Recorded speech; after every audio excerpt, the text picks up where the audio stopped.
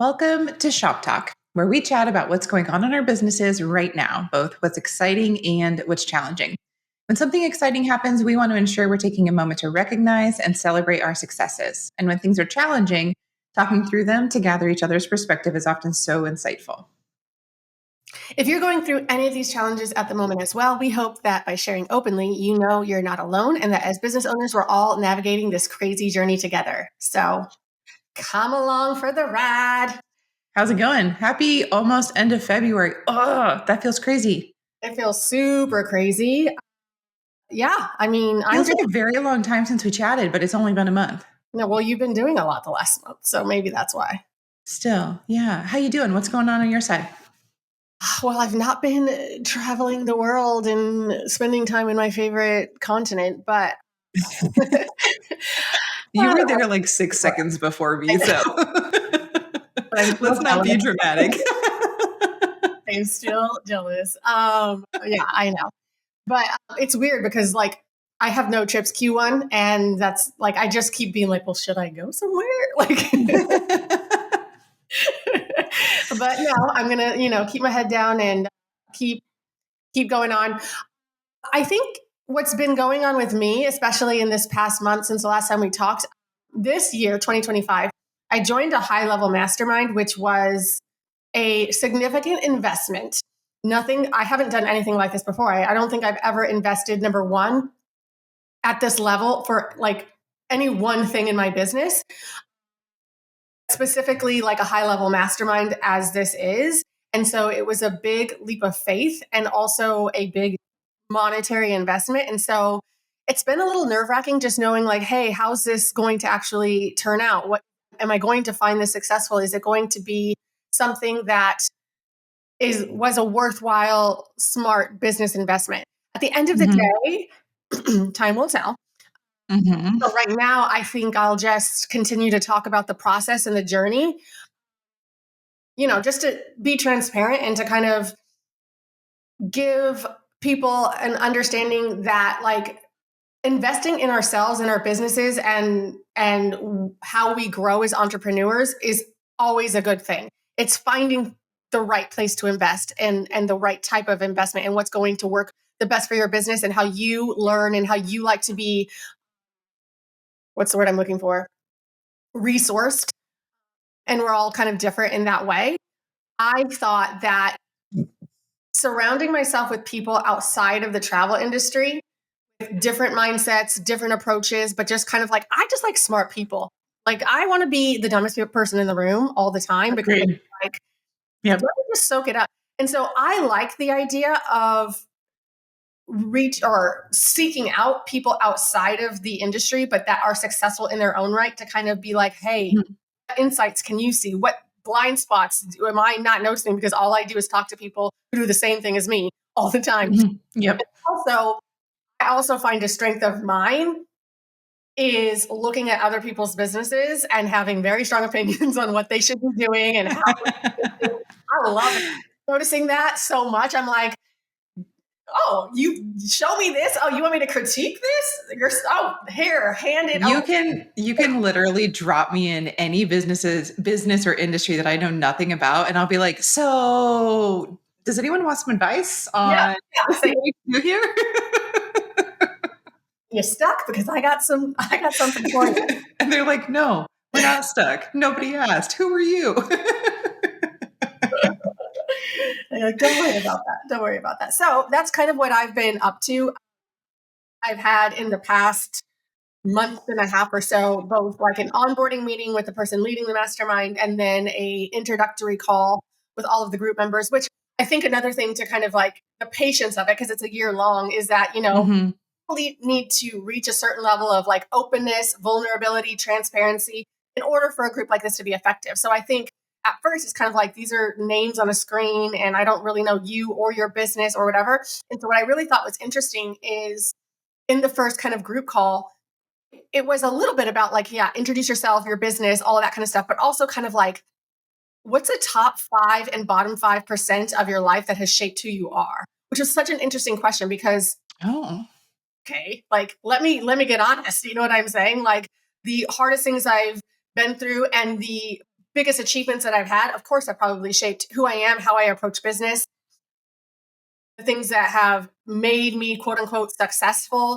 or the things that I felt like are the things that I have overcome. Obviously, it has so much to do with me.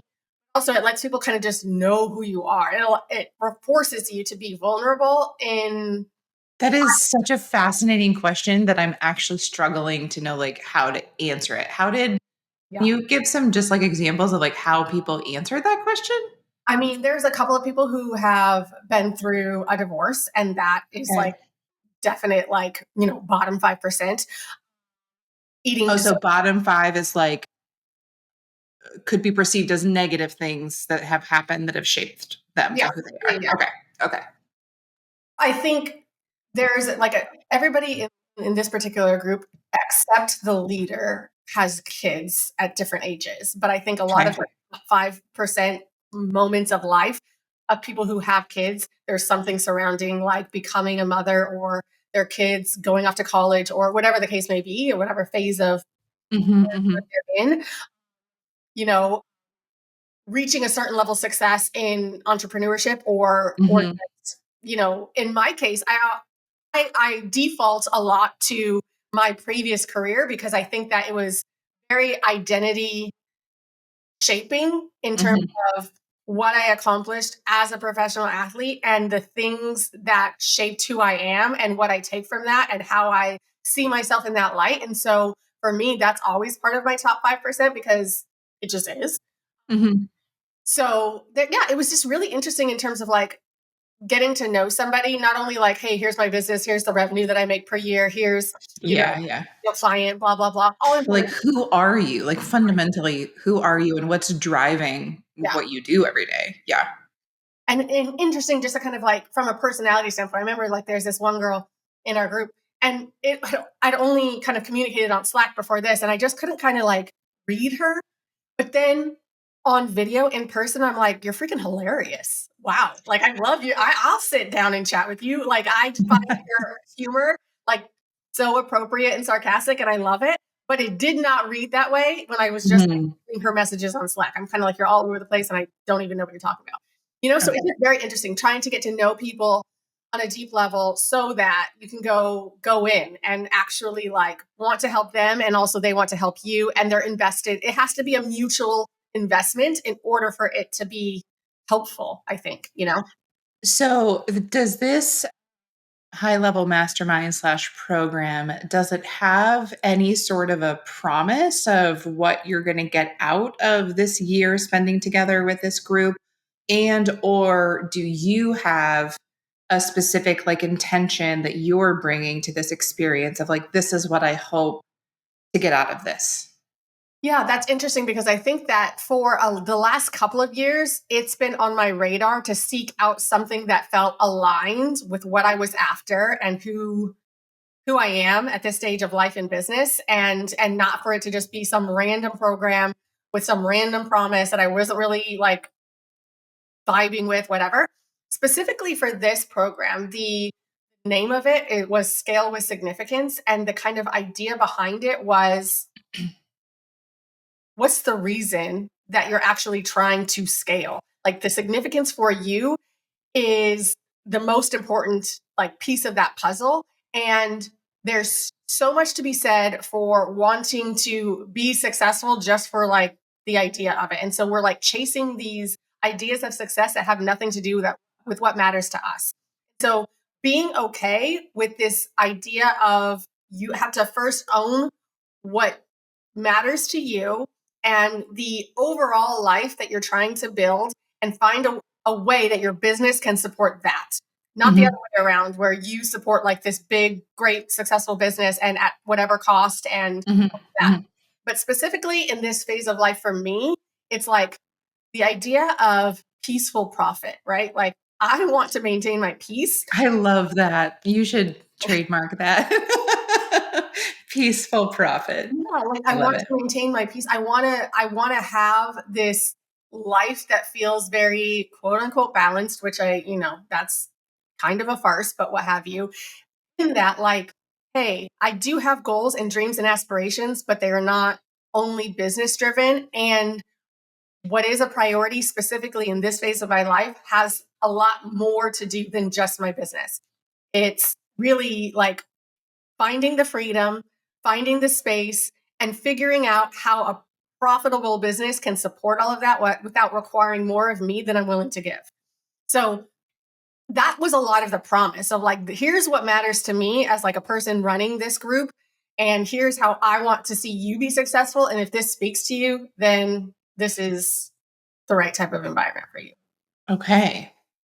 Okay. So what questions or energy are you bringing into this? Because I mean, I know you as a travel professional. Are you like in terms of like peaceful profit, what I'm hearing and what I'm understanding and what I'm kind of extrapolating is that you're looking to a program like this to fill a gap that you're currently not filling with your own business, right? So is it something that you want to accomplish, or like something that you know what you want and you just don't know how to get there, or are you just feeling like this underlying desire of like I want more but I don't even know what it is? Like is it money related, is it creativity related? Like what even got you to like seek out an opportunity like this in the first place? Like what is the peaceful profit Yeah. picture for Yeah. Brianna?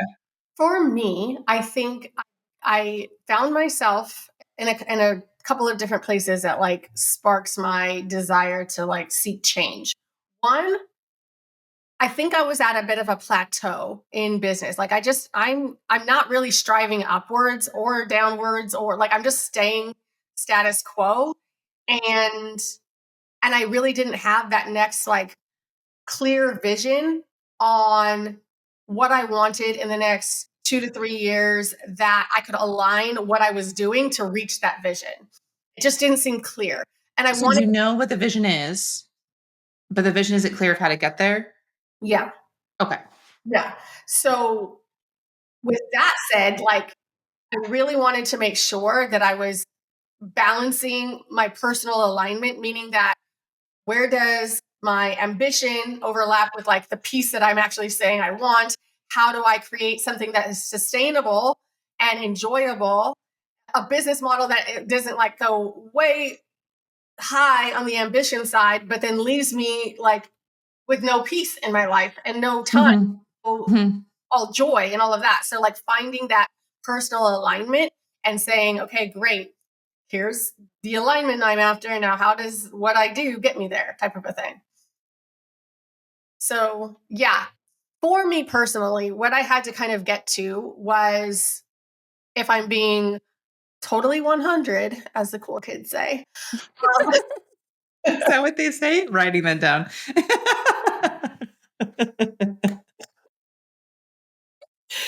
uh, I have a number in mind in the next 2 to 3 years that I want to be my paycheck, right? The Okay. revenue that Yeah. I make for myself.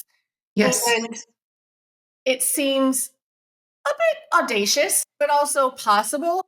And I need to Okay. now kind of create the plan and the vision that makes that end goal possible while maintaining everything I just spoke about. And I wanted help, like, here's how we're gonna get there, type of thing. So, is it audacious in general, or is it audacious like if my travel agency is meant to provide this, it feels audacious? So, is there a different way to do it? Or like where Feels does the audacious. audacious emotion come Yeah, from? it feels audacious when I keep in mind the type of business model that I feel Mhm. keeps me in a sane, peaceful place without overworking myself, without overwhelming myself, without managing a lot of people, which is all the things that are important to me. But I'm like, and also I want to double my take home pay with this type of. So, would you, for the folks who are in this mastermind with you, like, would you describe what we do a little bit like exchanging time for money? Like, does it feel that simple? Like, if we want to make more money, we probably need more time. We need That's going to be a huge factor because what we do is not scalable in the way that like I can do it once and then sell it to a lot of different, Yeah.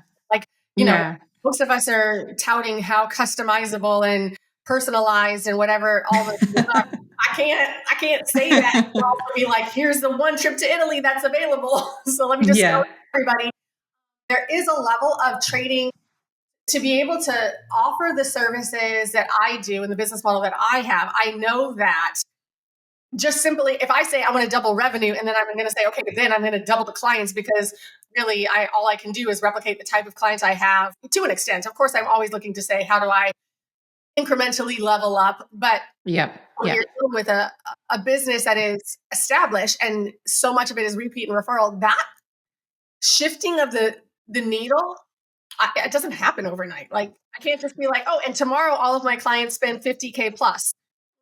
Probably not. Right. Exactly. No, I think that like you can always take steps in that direction, but if you're looking to achieve this financial goal or vision within the next few years, there's got to be like multiple things at play.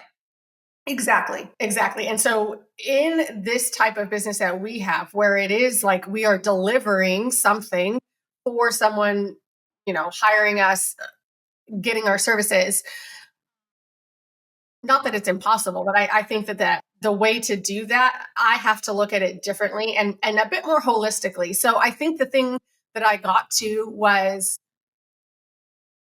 considering myself as the vehicle for earning the revenue that I want to earn and not specifically Milk and Honey Travels, which right now is like what I say is my quote unquote cash cow. It's where the Yeah. majority of my money comes from. Yeah.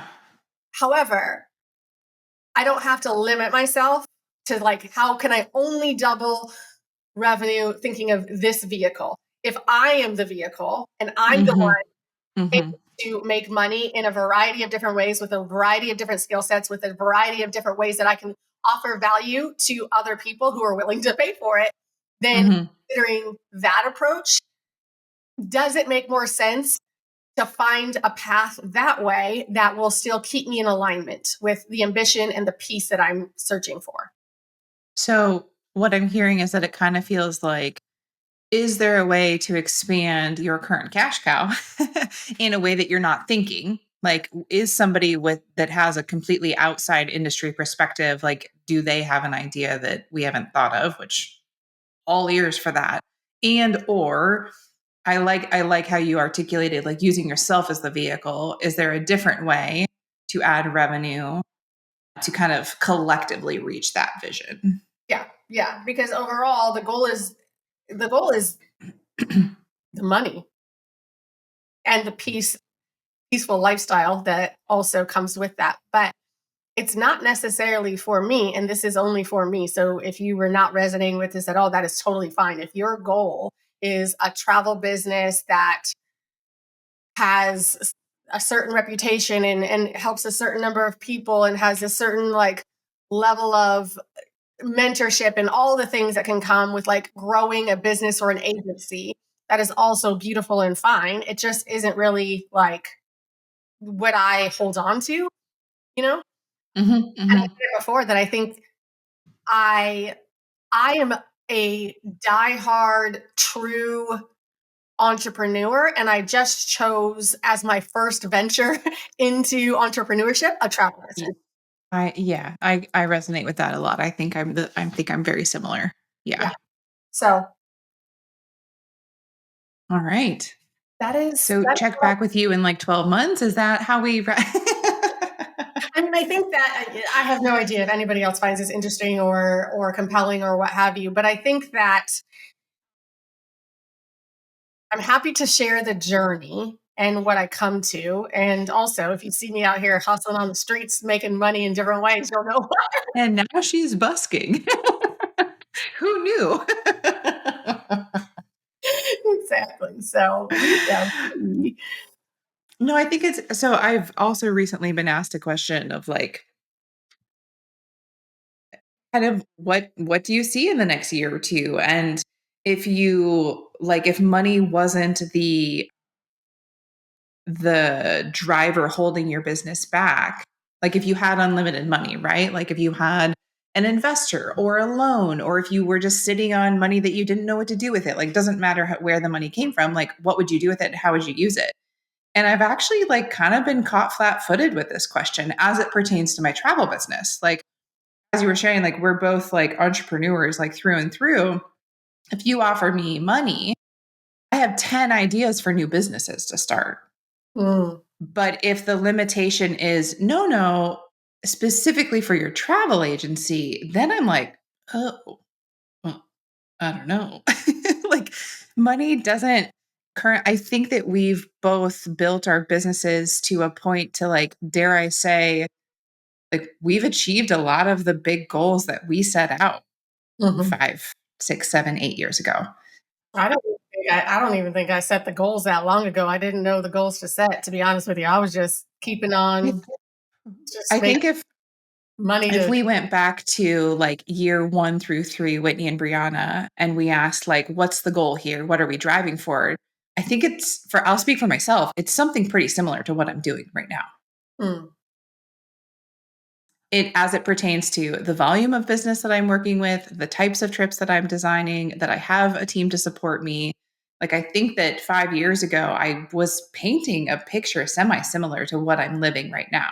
And so that doesn't mean that, like, all of my goals have been achieved, so that's a wrap. But it does, like, leave me a little bit in this position of like, is this it? Yeah. Do we just keep on doing this now? Or on the flip side, like, what's the next goal? Like, that's kind of where my brain immediately goes. But to your point of peaceful profit, and to your point of like the best 5% of our lives that's driving decisions, it's not just me every day just doing what I'm doing. Like, I actually do want to see the children that I have created, and like spend time with my family. And so part of me is wondering, like, well, sure, can I set bigger and better goals and keep driving? Absolutely. Why am I doing that? And is that what I really want? I've like caught myself in this kind of thought process in recent weeks of like, And if you don't answer that, if you don't start with that knowing in mind before you go out and start the doing, people with our personalities will just default to the more, right? yes, I'll do yes, more. I'll find a way to get better. I'll succeed. I'll push. I'll drive. I'll grind because it's a personality type. for And sure. if you don't have the why in place beforehand to measure it against, oh, wait, but this is actually what I truly want in this season. And it can change and it can shift and it can grow. I'm sure like once my kids are out of the house, who knows who I'll be? I don't know. But I know, I very much know the person who I was before I even had kids was in a completely different mindset and I had different priorities. And I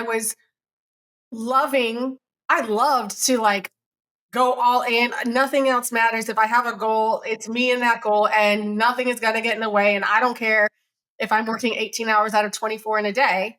Yep. I'm happy because I'm moving towards that goal. That is just not me in this season. Yep. And Hmm. I'm not looking to like regret how I spent this season because I didn't fully stay honest with myself of what was most important to me and build my life around that. So Hmm. be very intentional. I'll get my own way if not. So the driving force for you right now is a specific financial goal, because I'm sure that it's not just the money, that you have built the life around what that financial goal means. Like, you have Financial all of goal is the definitely tied to a lifestyle yes, and a yes. comfortability and like this idea of I'm learning so much in this season also, and this is a bit of a sidebar and a tangent, but I grew up with no financial literacy. Like I just was ignorant when it came to investing and generational wealth and all of these things that I'm learning so much later in life. And now Hmm. I'm like, I'm so obsessed, right? I'm like, look at, I got my accounts and my automatic investments and I'm this and I'm doing this and I'm that and I want to set my kids up in this way. All of these things matter to me, but Hmm. I grew up very ignorant in that area. So yes, it's always tied to like why does this matter? Because it isn't just, to say it's not a flex. It's Right. not so I can say like I made this much, look at me. Absolutely not. Yeah. Yeah. It's certainly for a lifestyle that I'm after. Mm-hmm. Amazing. Well, So, I'm excited to just, sit alongside next to you and kind of watch, month by month as you have these calls and, because I'm sure that I can only imagine that in every call or in every interaction that you have with this group, like that something is constantly being shared or there's a perspective or a new perspective or a new insight that's kind of leaving you like, thinking a little bit of like, like, what do I do with that? How does that pertain to me? What does this mean to me? Like, I think that that's what you look forward to bringing smart people from different backgrounds and different industries all into the same conversation. So I look mhm. forward to kind of seeing how this evolves for you. Thank you, darling. Thank you. Yeah, that has been my life the last month or so. I know you just got back from a Mhm. fabulous trip, which thank you. Let me first start with my gratitude for your posts. So I knew where you were and I knew what you were doing. And it was just really nice to have that. So you, how was You're very welcome. So, full disclosure, Olivia, our marketing person, she did check in like on day 3 and she was like, excuse me, I got a little something in my throat. There have been no posts yet, Whitney. You told me to hold you accountable. And I was like, thank you. Like, she was like, sorry, but you told me to do this. And I was like, yes, I did. I'll post today. I promise. Oh, but I'm so glad that I said to you, like, this is my intention. And I made her like check in with me because it's just so easy for me to be like, I'm too tired, I'm too exhausted. I'll sit here and scroll Instagram, but I cannot be bothered to like actually post and come up with a coherent sentence. But I did. And just today, so I've been home for a week. Yeah, I've been home for a week. And so just today, I kind of posted like the wrap up of the trip. So I feel like that's pretty good. great? Not like, too far behind. People knew that I was away. Mhm. People knew where I was and what I was doing. I have generated interest in So them wanting to go. had this conversation a couple of times. Well, I want to start here because, and this is, like I said, there's not a right or wrong, but there is a wrong. What did you see as like the response to the like real time, and real time is general, right? It doesn't need Sure. to be in the moment, but like feeling like, hey, you're away, you're having these experiences, you're sharing them, you're giving people behind the scenes. What was the response from your audience, from people who follow you, to that type of engagement and sharing like in the moment? The most exciting response, and this didn't come on day 1, this really came after probably 3 or 4 days of like, quote unquote, taking people along with me on the trip. The most exciting response was a few repeat clients of mine who were like, I never considered South Africa. I never considered safari. This wasn't even something on my radar. And like now you're making me think that we should do this. And I was like, yes, like that is like And why I get out of bed in the yeah, morning. And those comments came from clients that I know really, really well. And I've planned multiple trips for them. And I will like validate those sentiments that South Africa would not have been like a knee jerk suggestion I would have provided those couples just based on their previous experience traveling. But I think that there is a component to like, have you even considered South Africa? If yes, how do you feel? Like, what's your knee jerk emotion about it? Some people are immediately like, is it safe? And I'm like, like one really great client of mine asked, like, did you ever feel unsafe? And I was like, not even for a millisecond. But mhm, this is a thought that really crosses many people's minds. And so I think them seeing me live, and I was very, very intentional about sharing photos and videos of myself and destination, not just photos of the destination. mhm, I think mhm. that that's also really important. Important, yes, yes. Yeah, I think it's a combination of like, it's me, you know my face, you trust me, I'm here, I'm safe, I'm having a fabulous time. And also, I feel like when we share photos of ourselves there, it's also a little bit of like, picture yourself here. Like you and I are similar to each other. We're alike. If I'm here, you could be here. So that's kind of my thought process behind why I feel it's so important to like share photos of myself, even though it's not always like great content that I love like capturing. And then there were a couple clients who were responding of like, oh my God, safari's at the top of my bucket list. And I was like, I did not know that. So important to That know. is so great to know about you. We have planned travels together, but we've never talked about this before. So noted. Yeah, I put a star next to that one. Exactly. That's so great. I think that it's getting to really the heart, I think, of what FAMs can do for our business as a marketing vehicle. I know that they serve the purpose of education and like relationship building and all of that kind of stuff that is also happening. But from a marketing standpoint, I think there's nothing better when you're able to actually use it as such and take the time and the effort and the energy to share your actual experience. And we were just talking about this on our advisor accelerator calls this morning. It's like it's the ideal way to create inspiring content is to actually Yes. be doing the thing and sharing it and letting people who either have or have not considered it, like, could you see yourself doing this thing? Or how amazing does this experience seem to you? And it just either plants a seed or reinforces a belief about this type of experience to your clients already. And so that's great. Well, and I'm making a list of people who have kind of engaged more than just like liking, but have actually like, commented on things that I've posted. And I think I have a list of 10 or 12 clients who are all repeat clients, which is fabulous, that I now have a little bit of a short list. So when we're on our next call, I can bring up South Africa and be like, hey, I know that, we talked about this before. And it kind of serves as a conversation starter in a way that I wouldn't, sure, I can throw South Africa as an idea, but like when there was already that teeny tiny little start of the conversation while I was sharing about that trip live, that makes it so much easier to be like, next year, the year for South Africa. Like, should we talk about that? So I think that I have this running list. I have folks in mind who are not on Instagram, who like a couple hotels that I stayed at specifically, I thought like, oh, they would love this. And then I have a short list of clients who engaged with my content, who I can now like bring that up when we're ready to talk about the next trip. And then I think for the folks who are just kind of watching behind the scenes and who didn't necessarily engage directly, I'm thinking that those are either folks who I haven't worked with yet, or they're just current clients, but they're a little bit, quieter. And I hope that that results in maybe if they're not interested in South Africa, they now know how that I've been and how much I love it. And so if there's anyone in their circle who mentions it, that I'll be top of mind to say like, actually, I know someone who you could work with to do that. So the marketing is going to continue with more social posts kind of ongoing, but also newsletters, most importantly. So that will kind of trickle over the next 4 weeks. So, like, really, this one trip that was like a 10-day trip is really a big focus of marketing for 2 solid months.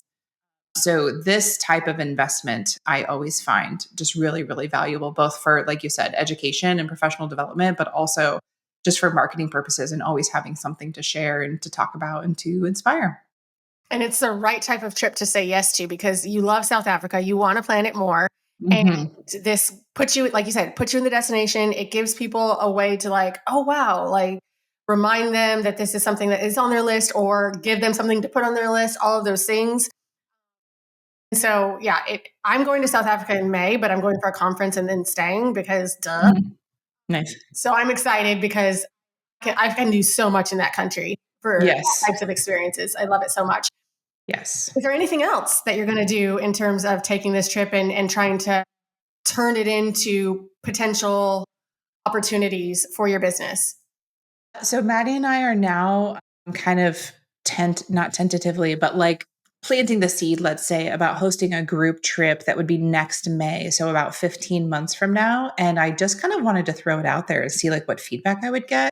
And it's been really interesting that a lot of people have said, like couples have either said, like, keep us updated on this. And these are couples who would like leave children at home. I've also had some clients say, like, this trip would be way too expensive if I took my whole family, but like I will join your group trip. And I was like, oh, Nice. that's something that I never would have considered. And that suggestion of like, you come and leave your family behind is not something that I would have ever suggested. But Right. the idea that me hosting a group trip of 10 people enables some folks to travel in a solo way that they might not otherwise do on their own. Like, I love that that came out of me planting some of these seeds in a way that I didn't expect. And then selfishly, leading a group trip is not what fills my cup, like energetically, because that's a lot for me to kind of commit to. But it does really help me continue to have like reasons to continue to talk about South Africa, to promote it as a destination. When I go back to support the group trip, I'll obviously extend my trip to continue my research and more site inspections and visiting more areas of the destination. So it's a little bit like, filling the needs of the dual side of wanting to sell this destination more with clients and to show more clients how this incredible place, and also continuing to enhance my own professional development. And I will So say, far, because good. that would not fill my cup either, but if I had to pick a type of trip to do a group experience, like a safari, something that was so immersive and had such an experiential element to it that you do kind of like, that's why they have the whole BOMA situation. Like when you come back from a game drive and you're talking to other travelers and you're sharing experiences, it really lends itself to that. And so if it was going to be any type of experience, I would think that this would be the best case scenario all the Yeah. way around. Yeah. Yeah. No, I'm super excited for, to kind of the seeds I have planted are feeling positive. So let's check back in a month and kind of see, what's coming of that. And no, that's really everything that's on my excitement list right now. And just kind of let's see how it goes. And I'm excited to see in a month where you're at too with your journey, your I love future it. vision. It's a journey. I'll continue to share. If you guys want to hear more about it, you definitely let me know if you have any questions. But yeah, I mean, we're off to a good Q1. Hopefully, everybody's feeling good, staying busy, all that good stuff. I cannot believe that we have already made it through this much of the year. It's crazy, but I'm thankful for how the year is starting off. I hope it's going well for the rest of Yes. you guys out there. Let me know if you guys have any questions. And the jackhammer is about to start, so I gotta go. See you next month. All right, take care.